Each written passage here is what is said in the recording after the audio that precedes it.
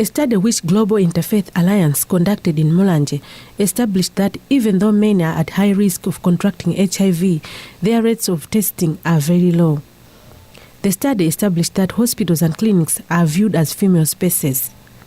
Kennedy KASELA of Mlata Village Traditional Authority Chikumbo in Mulanje appreciates the importance of knowing one's status earlier. He went to South Africa in search of greener pastures.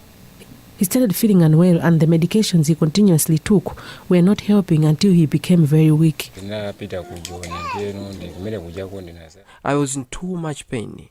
I told my wife and relations here in Malawi and they advised that I should return home. I came here by bus and it was so tiresome. I became even weaker and my feet were so numb. When I arrived home, I went in Mulanje District Hospital where I tested positive to HIV and I had tuberculosis. KASELA is one of the beneficiaries of mobile clinics that operate in his area on a weekly basis. He says it is important to know one's status than to wait until the disease is fully blown. KASELA says his wife also went for an HIV test 2 days after he was diagnosed HIV positive. GLADYS KASELA says she accepted her husband's status despite that she tested HIV negative.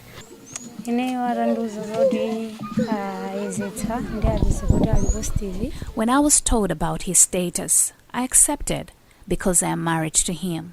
I also tested and the results indicated that I am negative. I said it is okay, but when we returned home, his relations and mine did not want to respect my decision.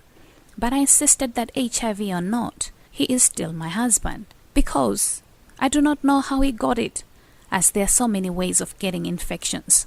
I may be diagnosed with the same disease later on. What happens if I leave him on grounds of him being HIV positive? All I did was ask for condoms at the hospital for usage as advised. We always use condoms for each sexual encounter. I just ensure that he adheres to treatment.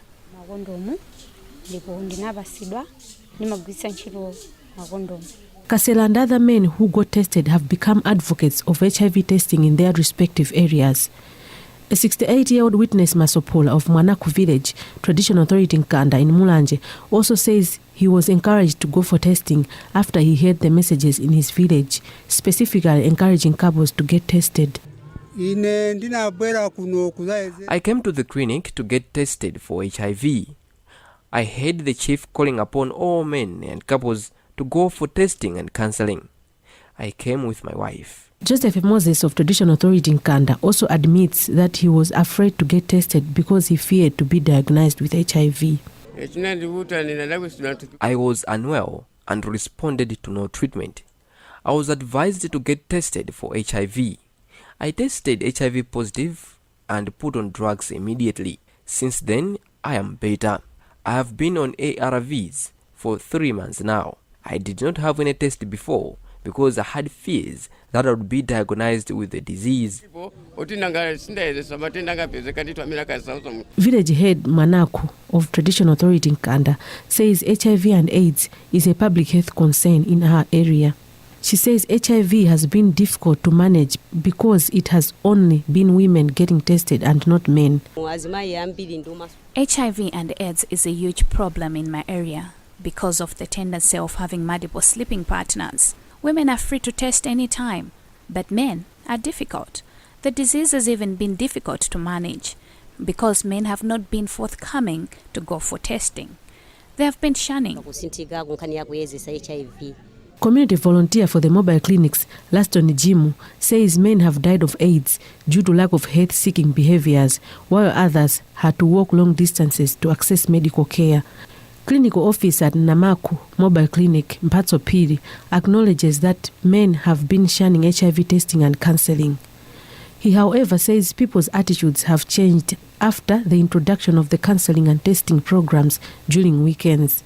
He says on average, at least 60 men go for counseling and testing every weekend.